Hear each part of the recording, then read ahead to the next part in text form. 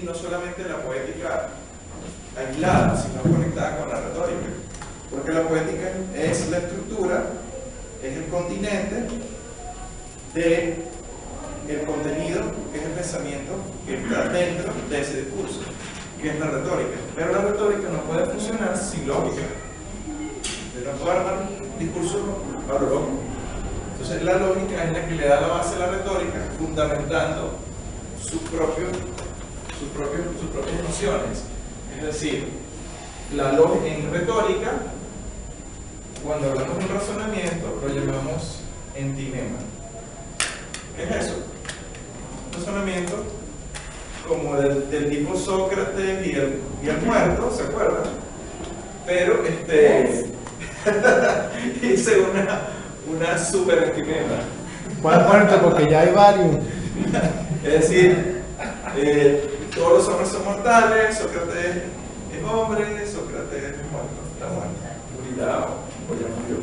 Entonces, ese tipo de razonamiento lógico en retórica es más antimema porque yo extraigo una premisa. Yo podría decir, todos los hombres son mortales, Sócrates murió. Eso es un antimema, lo recorté.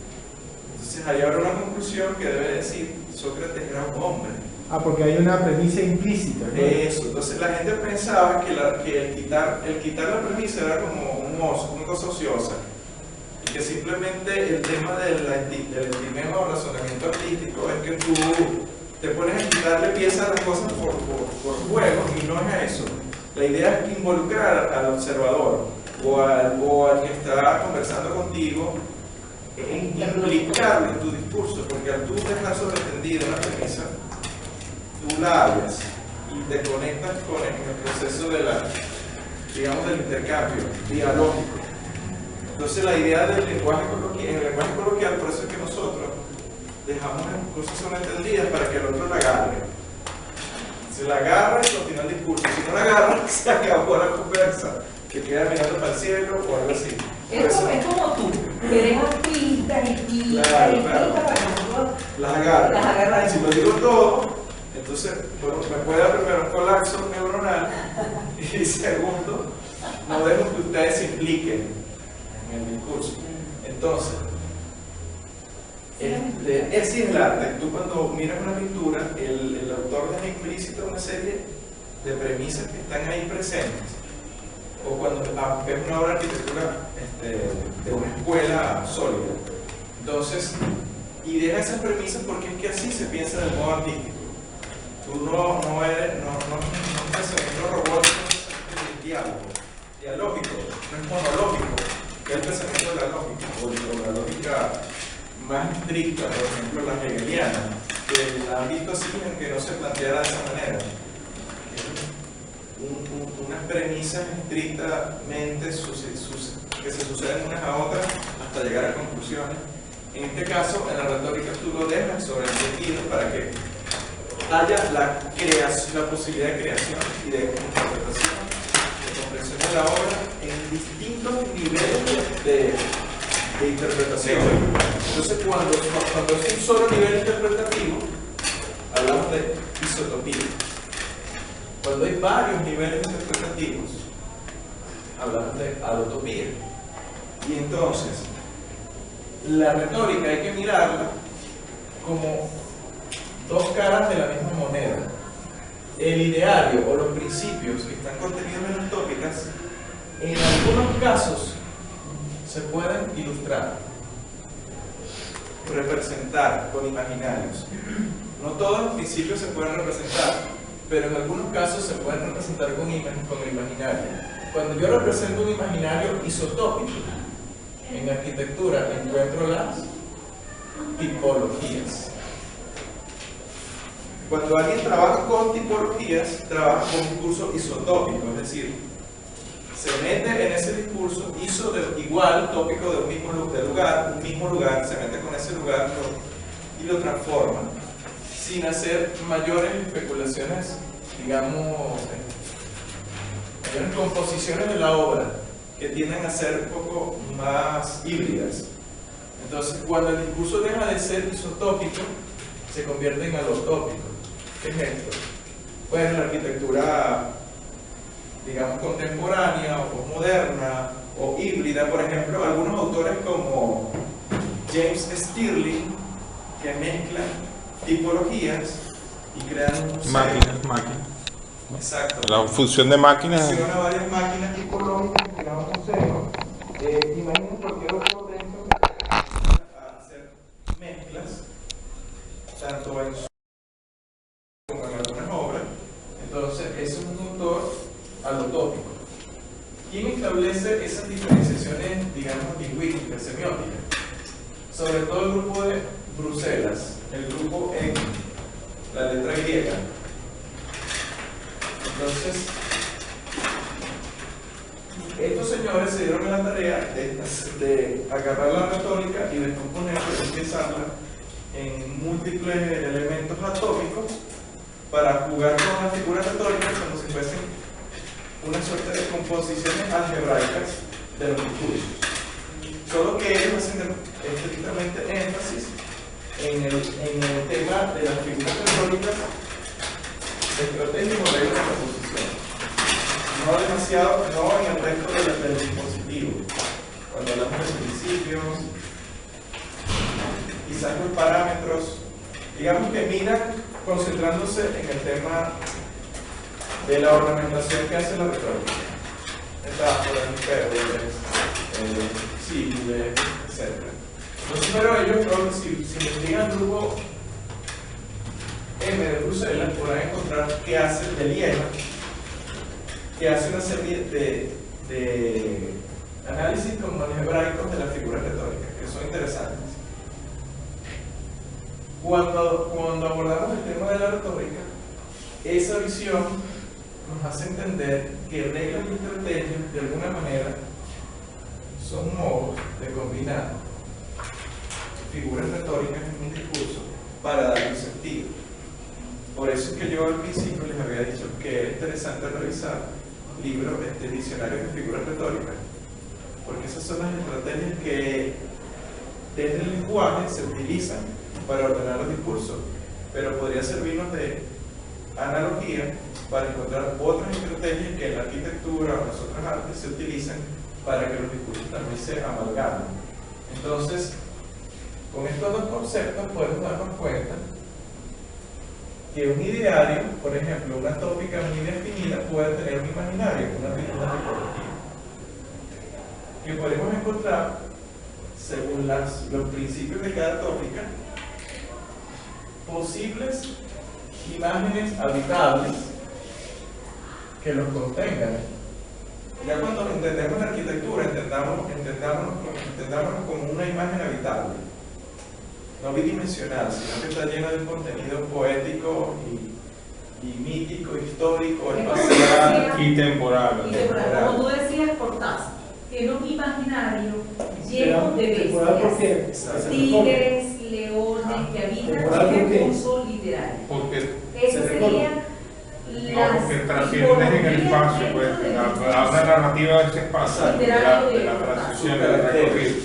sus distintos personajes, digamos, artísticos que representan su obra y arman la obra al combinarse en ciertas acciones. Por lo menos mi Entonces, red, o sea, mi wifi. La confusión viene en que la palabra concepto se ha asociado a una Y ahora me dice que es insegura. pero el concepto no está en la imagen, está O sea, en el pero análisis de la aparece imagen. esto. Ahora. O sea, que Ese no es el una gran red problema. segura. Que la imagen Dice, se ha tipo de copiado. seguridad no seguro. Entonces, la mía es de mi casa. No se ha analizado. No seguro. Cuando la analizas, la imagen, extraes los conceptos que no son más que, por ejemplo, principios, estrategias, reglas,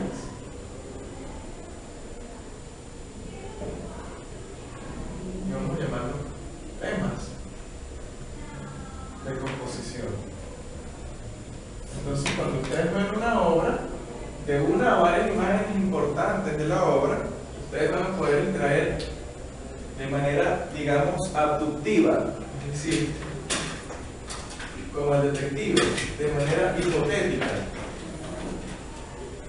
una serie de nociones de composición que le van a permitir armar el impulso. Ahora, ¿cómo lo hacemos? Por eso hice este gráfico.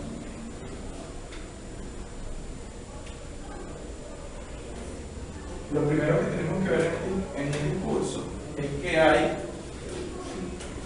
en todo discurso hay tres énfasis.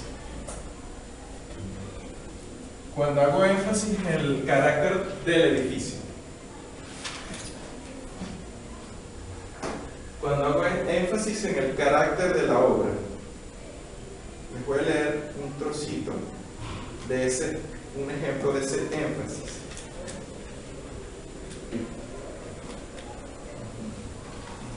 Aquí hay un señor de...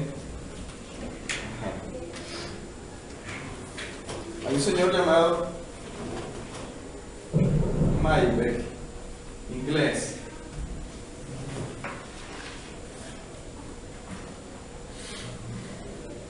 que va a tratar de explicar su obra en la Exposición Internacional de San Francisco, un pabellón. Recuerden, estamos imbuidos en la época, en el espíritu de Bellas Artes, y él explica sobre ese pabellón, que está aquí muy pequeñito, lo siguiente. Analicemos el edificio del Palacio del Lago desde un punto de vista psicológico más que físico. La primera pregunta será: ¿qué carácter ha de tener un palacio de exposiciones de pintura? La segunda, ¿a través de qué procesos encontramos los elementos arquitectónicos que vinculan los sentidos y sensaciones que corresponden a la definición del carácter al que hacemos referencia? El primer aspecto, el programa arquitectónico, es fijo, es ese carácter. El segundo aspecto debe ir hacia adelante y hacia atrás hasta que la naturaleza del edificio lo refleje de manera precisa. Es decir, en la arquitectura tenemos un carácter definido por un programa, pero ese programa, digamos que es el insumo, la materia formal del proceso, pero necesitamos funcional casi siempre. Digamos que el plano de expresión, si hablamos en términos lingüísticos, pero el plano de contenido, que sería lo que esos elementos tienen en sí mismos. Ajá, ya estamos curados en salud. Tienen en sí mismos, está relacionado con la capacidad que yo puedo producir ese discurso, ese carácter que el pabellón debe tener en sí mismo. Entonces él dice, el segundo aspecto, la primera cuestión depende del carácter de las pinturas que deban ser exhibidas, y la segunda cuestión del descubrimiento de unas formas tales que sean capaces de contener el carácter de esas pinturas, usar dicho carácter en el tema arquitectónico escogido y tejerlo en todas sus partes.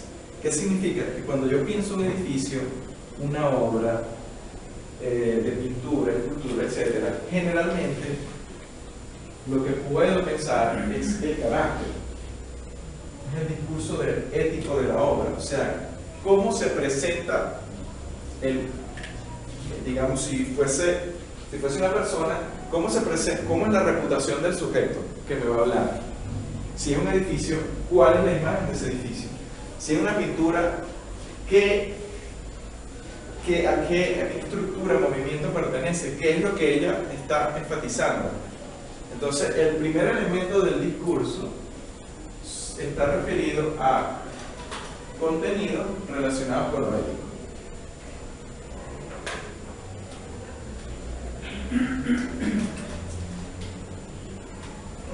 Y entonces, si entendemos la poética como la ciencia que arma la narración en general, fíjense que él dice que yo tengo que buscar los elementos para transmitir ese carácter. Entonces, esa búsqueda de los elementos para transmitir ese carácter implica las dos cosas: a la retórica como contenido del discurso y a la poética como su estructura. Entonces, les voy a seguir leyendo paulatinamente, no podemos correr en esto, porque si no, no entendemos ninguno, ni ustedes ni yo. El arquitecto es el poeta de las formas, porque sabe construirlas, tramarlas, mediante la encadenación de sus elementos, caracteres. Piensen por las tigres, todo el bestiario. Dentro de una misma totalidad, mito o fábula, el programa, las estrategias de distribución funcional, los dibujos, los sistemas de representación, etc., pertenecen paralelamente a lo que Aristóteles llamaba de modo despectivo retórica por un lado y espectáculo por otro. Aristóteles hacía una distinción en la poética de que lo importante eran los caracteres y cómo las acciones conectaban esos caracteres, y todo lo demás él lo llamaba espectáculo, eran elementos materiales a disposición de esa representación. Eso que llamamos espectáculo, probablemente Aristóteles espectáculo en la poética, en la retórica, son estrategias, reglas, temas de parámetros de composición que le permiten tener la estructura. Entonces, vamos a hacer una síntesis. La síntesis es lo siguiente: ¿qué es lo que hace la arquitectura y la poética? Representar acciones. Y esas acciones están concatenadas con unos caracteres. Un elemento arquitectónico tiene un carácter específico. Un edificio completo tiene un carácter específico. Es decir, los caracteres son como los personajes que deben relacionarse de modo que esa acción sea evidente. Por ejemplo, analicemos esta aula. El carácter de esta aula debe ser específicamente andragógico, con educación para adultos. Entonces, los elementos que están aquí deberían transmitir ese carácter. Por ejemplo, todos los elementos tecnológicos, estructurales, constructivos, y si te pones a analizar, estos elementos están transmitiendo otros caracteres que no son los de estas acciones. Por tanto, este salón no está entramado en función del discurso de carácter.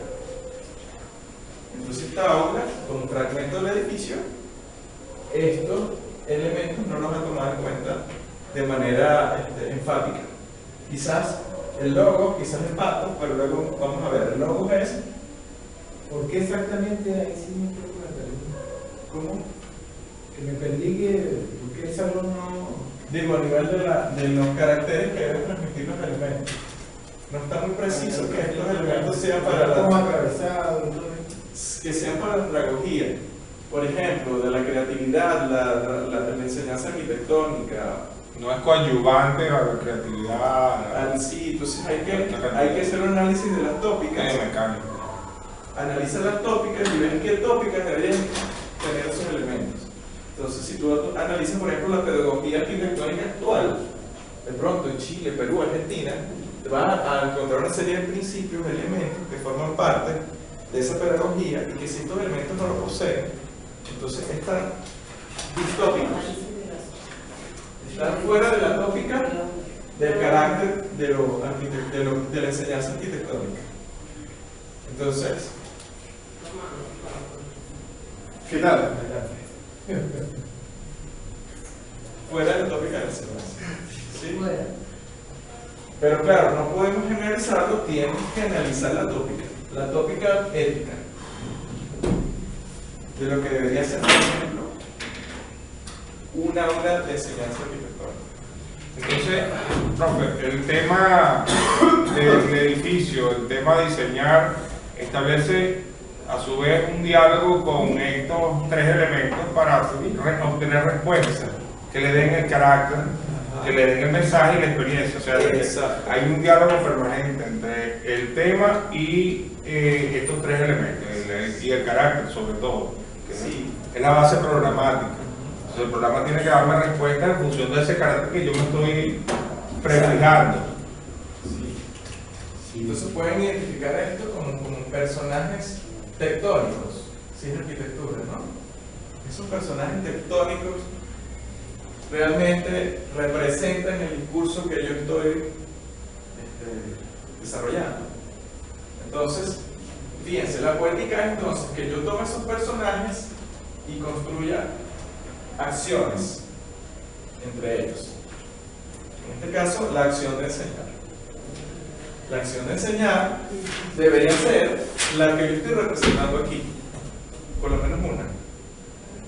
Entonces, esos personajes arquitectónicos me lo transmiten, me ayudan a que yo entienda que eso es lo que se viene a hacer aquí, y no solamente que esos personajes entre ellos, sino esos personajes conmigo, con ustedes. Si debe haber una sintonía. Interactúan como si fuesen animados. Por eso es que le hablo de imagen habitable, es decir, hay una interrelación dialógica entre todos, y eso produce esa acción. Si producen esa acción, pues yo realicé bien esa representación poética. Ajá. Pero ¿qué pasa? Que ¿cómo yo logro identificar a los personajes? Pues tengo que verlos como signos. Tengo que verlos como signos, no hay otra manera. Y entonces, en retórica habrían tres tipos de signos. Lo verosímil, que es un poco este signo que está asociado directamente al lugar común. ¿Ustedes recuerdan que era un lugar común? Tú decías que el lugar común viene siendo el locus, el topos. el topos. Ajá, es como Los lugares propios. los lugares comunes son básicamente los principios de composición. O sea, las tópicas. De una tópica, todos sus principios son lugares comunes. Porque se supone que esos lugares son compartidos, por ejemplo, por un colectivo, por un grupo de científicos, ¿Verdad que sí? por un grupo de usuarios. Cuando tú haces una vivienda en China, los lugares comunes de los habitantes de China son los que tú debes usar. Si usas lugares comunes de los habitantes de... ¿Qué fue lo que pasó en el 23 de enero, el gran maestro? Que los lugares comunes, o los principios de la gente del campo, de la convivencia rural, no eran los lugares comunes de la convivencia urbana. ¿Qué es lo que sigue habiendo? Esa Y cuando inserta ese principio, entonces eso es lo que produjo esa catástrofe social que está ahí. Cuando insertan unos principios que no le pertenecen a esos sujetos, aunque sean válidos, en otro lugar, en otro contexto, allí no lo son. Por eso es que el arte no es universal, no tiene principios universales. La ciencia sí. La constante gravitacional es igual aquí en China que en cualquier parte. Pero el principio habitable rural son distintos a los urbanos. Entonces lo artístico es que los principios son relativos, pero no significa que no sean válidos o sólidos o estén configurados de una manera determinada y con unas leyes. ¿Y cuáles son las leyes? Que en el momento en que tú lo usas, sea compartido por la cultura. Si no es compartido por la cultura y yo me lo estoy inventando, eso es lo que se llama doxa. Es una opinión Mía. Yo creo que ahí hay que poner esto. Pero entonces lo que nos salva a nosotros de ejercer el arte o la arquitectura de esa manera es buscar en la cultura o aquello que está estratificado, solidificado en el principio. Y esos son los famosos, esa es la famosa tópica de cada uno de los. Y cuando tienes una sola tópica es una isotopía. Y cuando tienes muchas tópicas es alotopía. O sea, las tópicas son lugares comunes. La tópica, sí, vamos a decir, los lugares comunes pero son los principios de una tópica. Pero puedes tener muchas tópicas. Los lugares comunes estructuran o construyen una tópica. Sí, digamos que esto es igual a los principios de un lugar común. O sea, los lugares comunes es igual a principios. Profe, más ejemplos. Por ejemplo, el cine de autor es una tópica. Es una tópica y se construye en base a muchos lugares comunes que todos los cineastas de autor repiten. Son y podemos dar un principio, por ejemplo, a José Antonio, un principio o un ejemplo para José Antonio. Bueno, entonces, los Wachowski se repiten siempre los mismos principios en todas las películas. O sea, tienen un Discurso, un estilo. La tópica puede ser también particular. O Nolan, Christopher Nolan. Christopher Nolan acostumbra a explicar absolutamente todo con palabras. A diferencia de Kubrick, que utilizaba las imágenes, Nolan usa palabras, o sea, explica. Esos son varios lugares que él va a repetir. Esa es su tópica. Eso es su tópica, exacto. Claro, hay que distinguir que puede haber una tópica compartida. Compartida, es decir, varios autores comparten una. Claro, siempre hacen esto. Sí, como grupo. Como grupo. Pero entonces cuando tú analizas un autor, de pronto ese autor, Le Corbusier, no comparte ciertos principios con Mies. Y este no comparte ciertos con... Pero todos son neoplanticistas. Por ejemplo, en el cine, Hollywood es una tópica.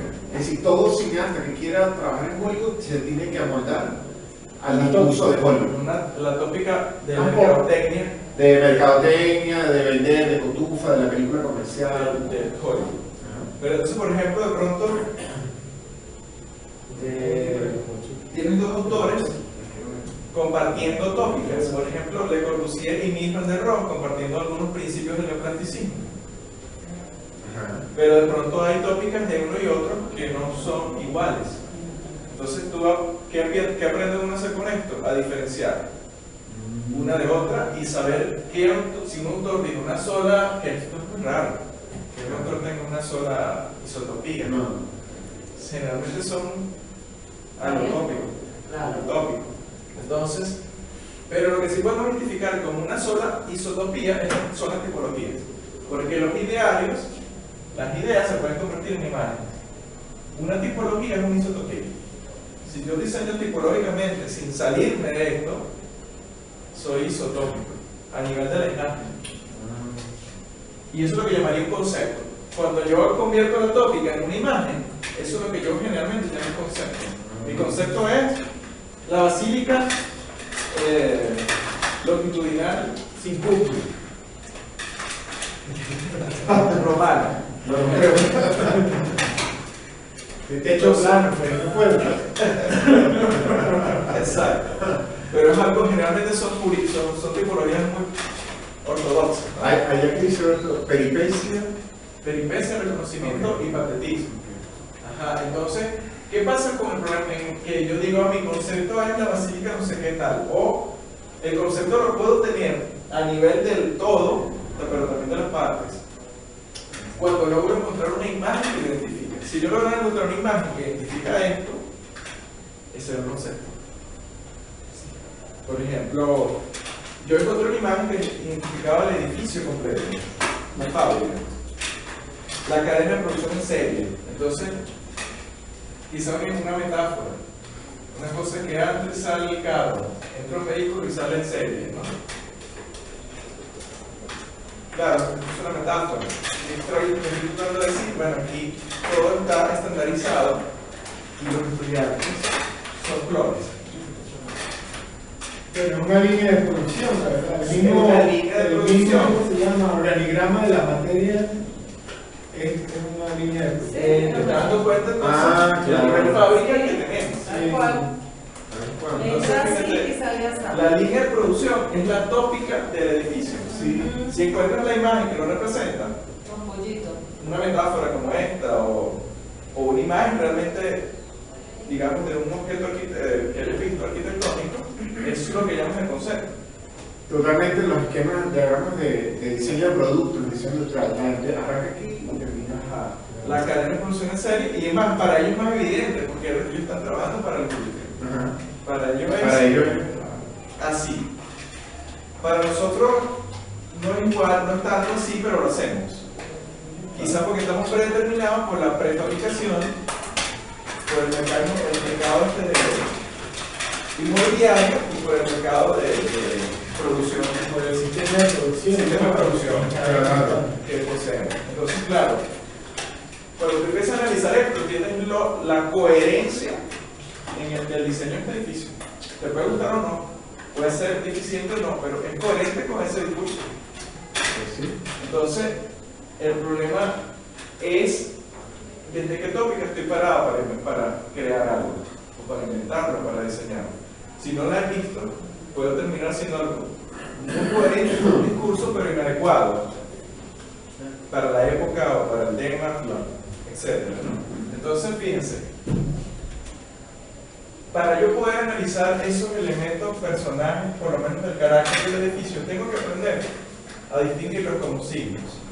Entonces, en retórica hay tres tipos de signos. El verosímil, que es cuando yo noto un principio ahí evidente. El indicio seguro, eso es una prueba irrefutable de que ese principio se está cumpliendo. Y el signo concomitante es que necesito otros para confirmar lo que el razonamiento compositivo está tratando de decir. Entonces, ¿cómo lo veo en arquitectura? Cuando son premisas de un razonamiento, por ejemplo, los puedo ver como reglas de la modulación. La modulación me está diciendo algo. También los puedo ver como estrategias. La estandarización. La estandarización me está diciendo algo. Entonces, modulación.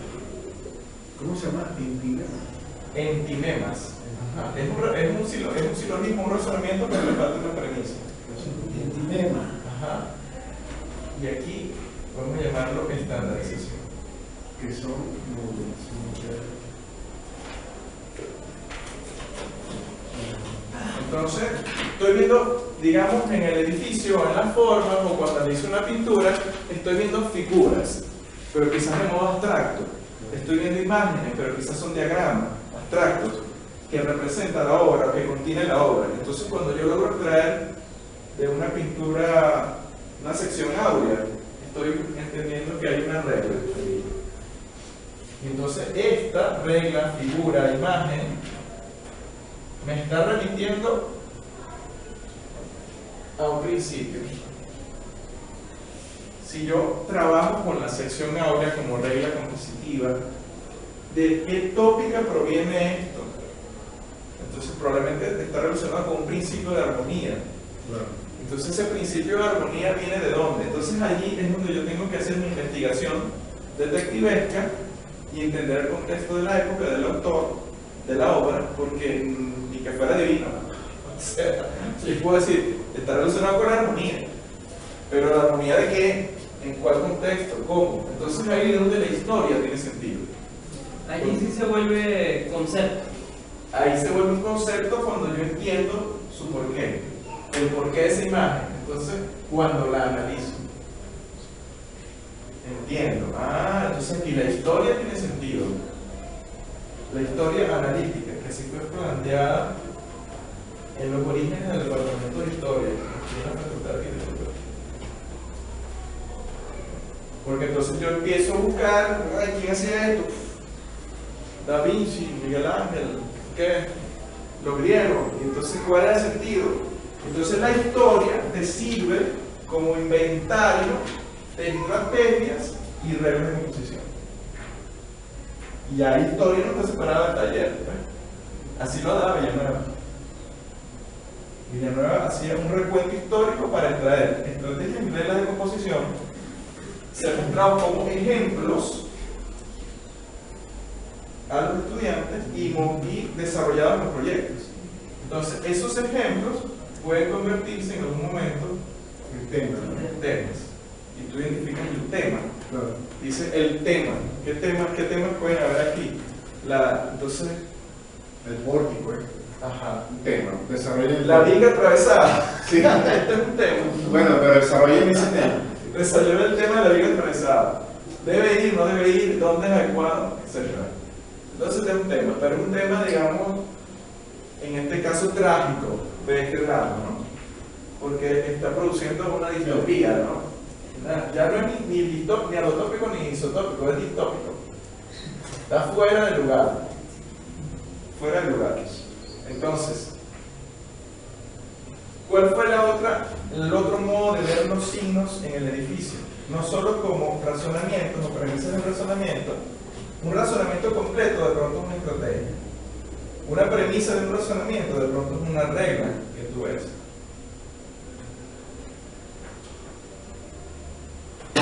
Pero entonces ya puedes identificarlo formalmente. Ahora, ¿de qué otro modo puedo ver los signos? Entonces dijo Aristóteles, bueno, ¿como fábula o como parábola? Como fábula son comparaciones simples.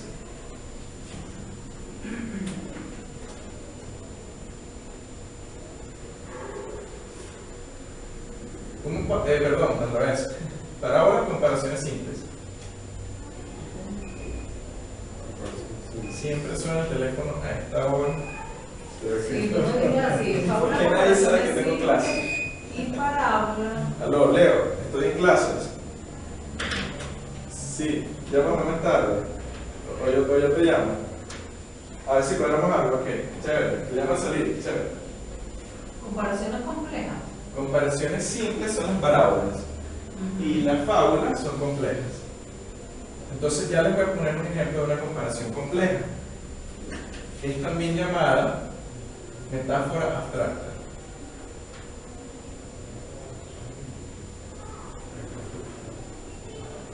La fábula. La fábula. Porque tiene muchos símiles concatenados. Es casi un simbolismo. O sea, raya en una operación simbólica.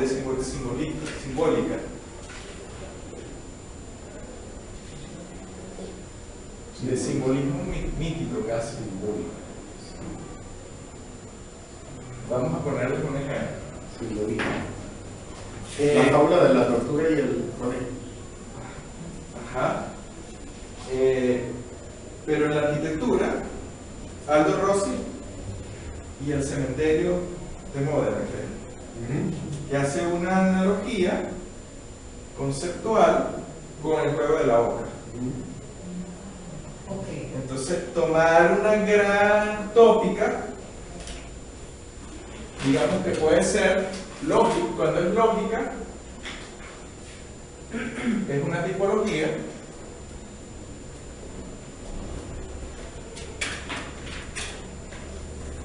Pero cuando es formal, es un discurso, una imagen análoga. Entonces, cuando él toma una gran imagen y la traduce como una suerte de código encriptado, eso es una metáfora abstracta porque el cliente NPI, que eso es el juego de la oca, ¿no? Pero por alguna extraña razón le da sentido a la obra. Y de pronto tiene que ser pertinente a la cultura del lugar, porque si no estoy haciendo una distopía. Sí. Y entonces estoy simplemente haciendo un alarde de invención, pero sin sentido. ¿Por qué? ¿Pudiera decir que el caso del 23 de enero es distópico?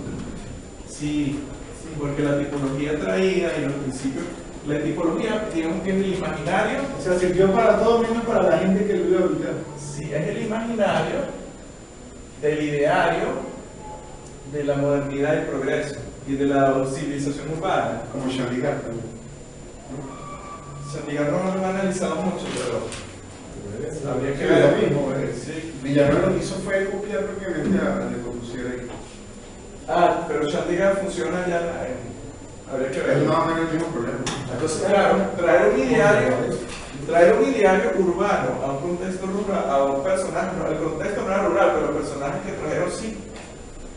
Entonces, a sacarlos de allá por la migración que los trajo a la ciudad. Pero entonces, ¿qué pasa? Ese ideario no se corresponde con el contexto, con el usuario. No se correspondía con el usuario. Entonces, ese ideario es distópico.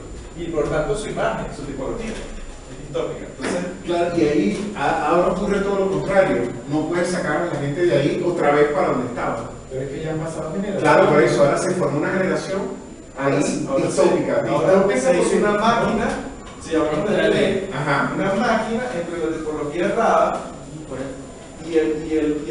y el personaje híbrido de la ciudad, que no es ni urbano ni rural, sino Una cosa. Sino gueto. todo lo Nació Es otra un sujeto de guetos. Sí, sí. Es un sujeto que está entonces en un umbral que no es ni lo uno ni lo famoso otro. borderline. Está en el margen. El margen. Es marginal no por Sí. despectivamente, sino porque está en el margen. Un sujeto de guetos. Y entonces, ¿dónde lo ubicas? No, ahora menos lo ubicaron. ¿Dónde En la torre de David. Entonces hay que empezar en tipos de urbanismos también intermedios, umbrales, para que esos sujetos puedan encontrar un sentido. Sí, porque también son gente, se parece, ¿no? Claro, entonces, Porque hay que hacerle cosas. sí, entonces está en un estadio cultural, sociocultural, que no tiene adaptación en ninguno de los dos polos. Exacto. Entonces, el zoo humano, dice Desmond Moore, que es una ciudad.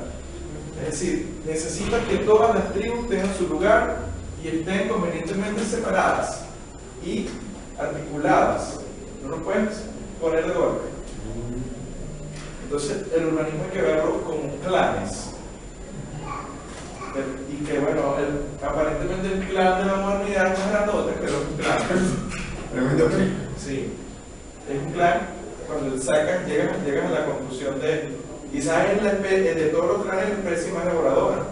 Pero entonces, en la teoría de Morris, que es un biólogo, dice que el ser humano pues, tiene que ser visto así, incluso en la ciudad. Por eso no hay integración. Entonces, ok, esa operación que hace el Rossi con Modena es una operación simbólica, pero alguna relación deben de tener los italianos con el juego de la oca, ¿verdad? Porque sí, es famosísimo, porque es europeo, ¿no? de hecho ellos han conservado ese juego por televisión No, y tú ves Es que una ahí tradición, en el es una país de tradición. maravilla y aparece en todo España, la- en la televisión española, en la televisión italiana, en la televisión francesa. Entonces para ellos va a ser muy fácil entenderlo así. Pero si lo haces aquí en Venezuela, No. la gente no va a entender eso. Entonces, ¿de dónde sacan el concepto? ¿De dónde sacan las estrategias, los principios? Tienen que estar relacionados con la cultura. Claro. Esa es la regla que define el arte y la invención. Siempre, ¿verdad? Por el contexto Sí, cultural. si tú no te basas en la cultura, eres un personaje aleatorio y que hace doxa. Distópico. Y que hace doxa y que hace sociolectos. ¿Sabes qué son esos? No. Sociolectos es un grupito que se reúne y dice, nosotros probamos esto y ya. Como el serie. Pero eso no está validado por nadie. Como el gobierno. Exacto. El CN es un sociolecto. Ajá, y gay en Bilbao es distópico.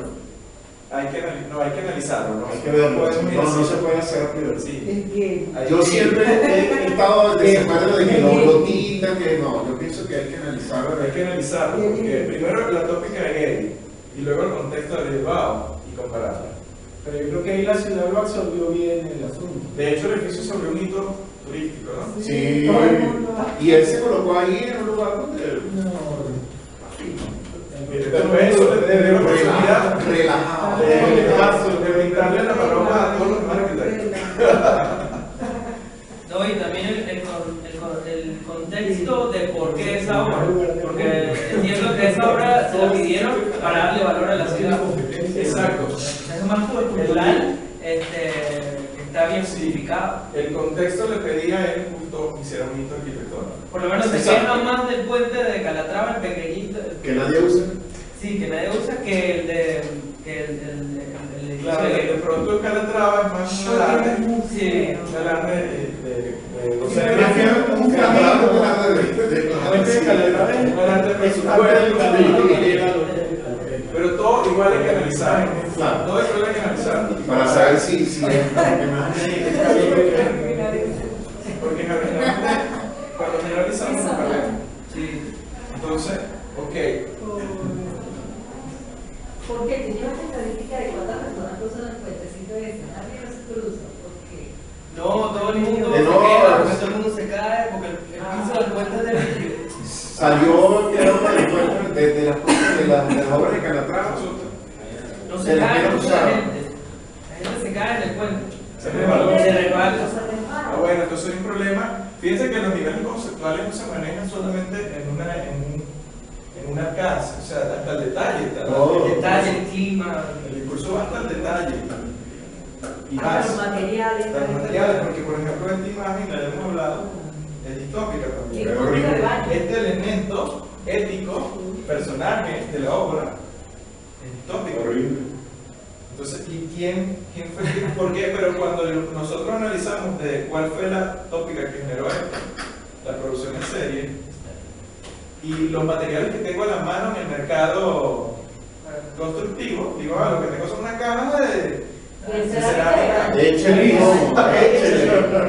Es completamente coherente, aunque no sea adecuado para el tema educacional. ¿Y cuál es la Como cuestión de gusto, ¿no? Yo sí me pregunto, todo el mundo quiere Sí, poner que no se la combina con la gris de la estructura y En en este este caso caso es un punto completamente inadecuado. Inadecuado para el tema. ¿quién hablaba de gusto? Ah, Todos este hablamos de gusto, la Cada Ayer, chamo, eso fue y ayer no es parte de pero entonces fíjense, cuando ustedes analizan un discurso, ustedes van a ver en ese discurso qué es lo ético, es decir, qué es el carácter. ¿El carácter de los elementos se corresponde? No se corresponde. La experiencia, lo que le produce el usuario, ¿se corresponde o no se corresponde? Es decir, ¿ustedes cómo se sienten aquí? Eso de la experiencia y la vivencia. La vivencia de los materiales y del espacio, de la percepción, cómo ustedes fenomenológicamente se sienten aquí. Pero se sienten bien para aprender arquitectura o enseñarla. No, no me parece. Es un personaje solo. Yo creo que uno desarrolla tolerancia A y mí no me ignora. gusta Creo que es mejor. el espacio. Da igual. Claro. Uno lo borra de Ya se crearon una máquina nueva. que no estamos en ningún lado. Un bloqueo perceptivo. Se bloqueó el paso. Claro, no, yo quisiera estar. Cuidado con el micrófono. Yo quisiera estar en Yale con un auditorio así, tal, Pero es que una no obra era revisada. Bueno, pero eso se refiere a eso. Exacto, se refiere a esto. Entonces, el usuario genera un bloqueo perceptual. Sí, yo Ni fu ni fa, esto ni fu ni O fa. sea, podemos estar aquí como en cualquier me molesta sitio de a mí me molesta que las pizarras son chiquitas y ninguna sirve. Sí, exacto. La de los talleres, la de los talleres. Las de los talleres son malísimas. Pero se la no puedes dice. escribir porque ya. Pero aquí No, el también te representaba como dos lenguajes. no tenemos. Ajá. Aquí hay los lenguajes, aquí hay La sangre Ahí hay que dos la lenguajes. le echan La tiempo pizarra y va infantil. perdiendo la capa. No, la de. el advenimiento de la tecnología Ajá. que no llegó.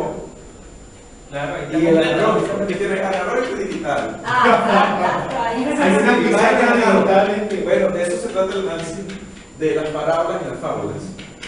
¿Qué representa qué representa este elemento? Eso es una parábola. ¿Qué representa este? Es otra parábola. Claro. Y ahí empiezan a decodificar. Porque esto tiene analógico y digital. Entonces empieza a analizar la evolución del sistema educativo nacional y te das cuenta que estamos en un intermedio entre las dos cosas. Entonces él sí no habla. Exacto. El edificio habla aunque tú no quieras. El edificio habla por ti y te delata. Delata al grupo, Lo dice delata a la oficina, delata a la nación, delata a todos. Delata la convivencia y la estructura. Lo primero es que haya los signos. Lo primero es que la única entrada por los signos. Pero puedes ver los signos como parábolas, así, o como reglas o abstractas implícitas en el. Se pueden ver o son. No, tienes que analizar. No es que va a llegar así, toma. Tienes que agarrar la imagen. Todavía no sale la imagen, lápiz, calco, lo que sea, lo que en herramienta que encuentres y trata de mirar ahí. Todavía no he entendido el software. No es tan complejo. Tú cuando identificas las estrategias como estandarización y modulación, pues los tienes como idea, pues ahí las tienes.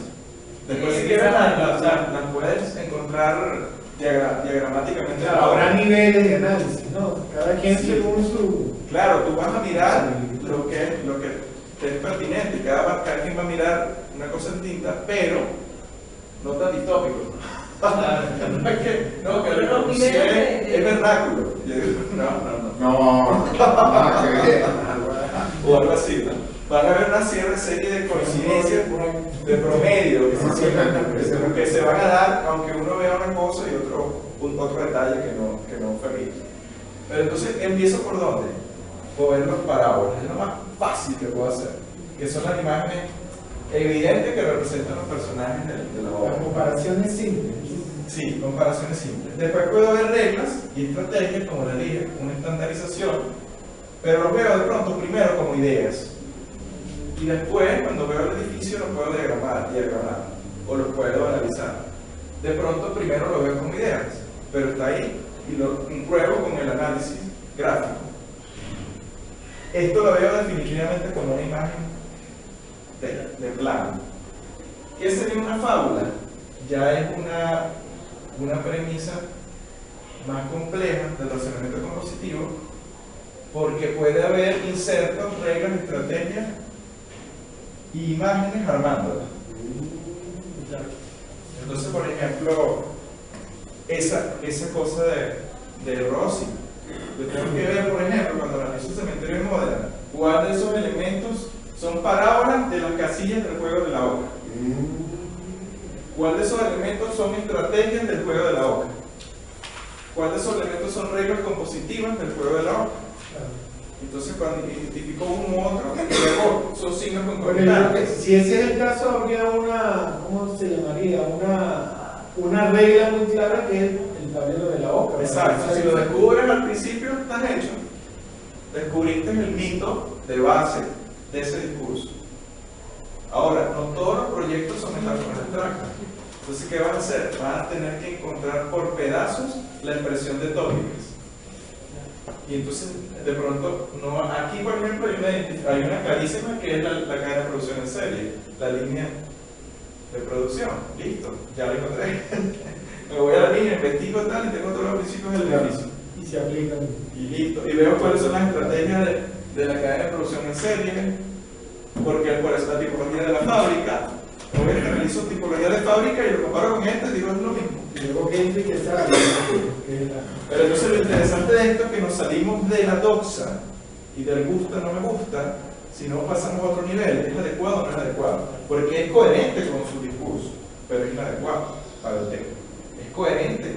Tú lo analizas y es coherente, es una fábrica, pero así fue pensado. Y la tópica funcionalista hizo énfasis en esos niveles de eficiencia.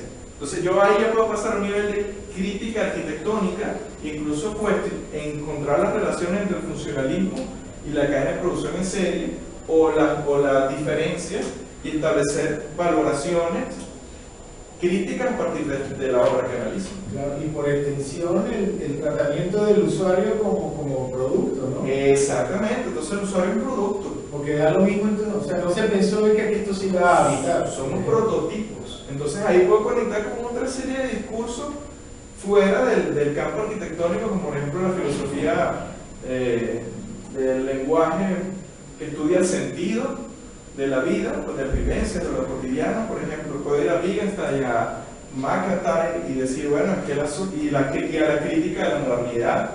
Entonces yo puedo llegar hasta allá, pero con la prueba. Claro. ¿Cuál es la prueba? El edificio o los edificios o el arquitecto y su grupo de obras que investigué. Entonces ahí tú tienes manera de comprobar que la historia te da tanto herramientas para el diseño como para la evaluación y para la teoría, porque después puedo desarrollar una teoría planteando un poco ese cuestionamiento de la, digamos, si me quedo en la evaluación crítica de las diferencias, me quedo en la furia. Si paso a postular unas premisas, digamos, de proyectación, paso a la teoría. Entonces, por ejemplo, cuando estamos trabajando con esta matriz compositiva, que al principio era teoría y cuestionamiento crítico, pero que se empieza a comprobar que tiene una aplicabilidad y lo empiezo a utilizar, estoy haciendo teoría. Entonces, las diferencias teoría, historia y crítica están demasiado solapadas. Son muy difíciles de distinguir, pero es muy fácil ver cuando te quedas es muy fácil ver el paso de la historia a la crítica. Cuando analizas todo y haces tus evaluaciones, pero luego de la crítica a la teoría, o de la historia a la teoría, entonces, ahí no es tan fácil, pero podemos ver que cada uno en su experiencia investigadora puede encontrar el umbral. Decir, aquí fue donde yo pasé para allá, aquí fue donde me quedé de este lado. Entonces, Entonces, lo interesante de la maestría es que te plantea esa simbiosis, que es imposible que te metas por una línea sin tocar el software, porque quedas chucuto. Es decir, si yo me pongo a hacer teoría sin saber nada de historia, o sin saber nada de crítica, porque los críticos me van a hablar de esto, estrategia y reglas. Entonces fíjense, cuando la parábola, la fábula ya es muy compleja, ya la fábula es más compleja, entonces voy a encontrar reglas, estrategias como razonamientos y parábolas como ejemplos, y son entonces signos concomitantes, que significan que solamente cuando los veo juntos puedo decir eso es tal cosa. Cuando veo uno solo, ya identifico. A las parábolas son muy fáciles. Esto está referido a lo analógico, esto a lo digital ya. El razonamiento, las premisas como estrategias y reglas, esto es estandarización, eso es producción en serie, modulación, producción en serie, ya. Pero cuando viene una fábula, tengo que conjugar todas y ver qué carrizo me está diciendo el edificio, que es por ejemplo el caso del cementerio de Módena. Si él no lo dice, creo que está difícil encontrar la tópica. De pronto el usuario, un italiano, esto que está ahí metido, jugando en la televisión, se ve allá y lo identifica rápidamente. Sí. Un español, ¿no? Toda Europa, Toda Europa lo identifica, pero entonces, bueno, nosotros de pronto no. Los mediterráneos, Entonces, fíjense, la fábula y las parábolas, de alguna manera, son modos de proyectación, isotópicos o alotópicos. Isotópico es una tipología, si lo analizo, lo veo como lógica, o una metáfora abstracta, si yo lo veo como imagen formal. Pero cuando no hay metáforas, cuando no hay tipologías, ¿qué pasa? Es un collage, un bricolage, y es lo que por eso es alotópico. Bricolage de tópicas. Entonces ahí ya el análisis, el hecho de que sea un collage no significa que las partes deben estar sueltas y desmembradas, están articuladas, pero el modelo creado es un imaginario en sí mismo, o sea, no tiene referencias, o las referencias que tiene son trozos de hipertextos, es decir, de distintos tópicas que conjugan una nueva. Entonces, ya ahí el diseño no es tan fácil. Entonces, ahí es donde viene la complejidad. Soy capaz de articular todas las tópicas. Primero, soy capaz de ver las tópicas que tengo como diseñador, o un problema, o una situación de diseño, y además soy capaz de articularlas. Ahí están los problemas básicos. ¿Cuántas tópicas tengo? Precisarlas y si las puedo articular. como un autoanálisis. Autoanálisis y cuando tú evalúas a un estudiante, exactamente lo mismo. Está claro con sus tópicas, las articuló y te das cuenta que de pronto no. ¿Por qué? Porque faltaba un preámbulo. Del principio al tema hay estrategias y reglas. Entonces, si esto no existe, es imposible que él dé de una manera, digamos, coherente, directa. Hay una trampa, ¿sí? Entonces, ¿qué es lo que trata de desarrollar la teoría compositiva? Que ustedes pasen con comodidad de los principios a la respuesta. Porque hay unos intermedios, reglas de estrategia de composición, que son las que enseñaban en Bellas Artes, en las escuelas de arquitectura, en la antigüedad, en las escuelas de maestros constructores, en los manuales clásicos antiguos grecorromanos y ilustrados. Entonces todo eso de alguna manera está ahí mostrando el camino, pero hay que entenderlo como nociones de composición. Yo creo que podemos hacer el proceso.